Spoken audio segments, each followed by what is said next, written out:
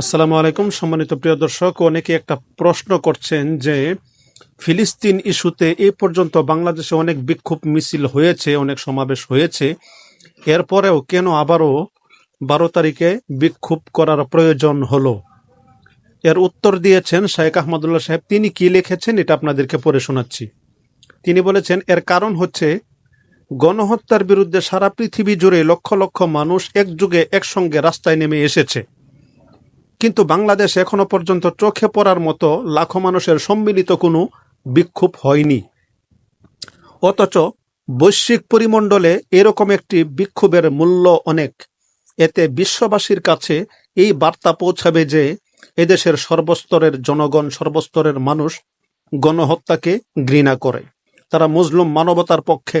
সেজন্যই মূলত এই বিক্ষোভের আয়োজন করা হয়েছে। শেখ আহমদুল্লাহ।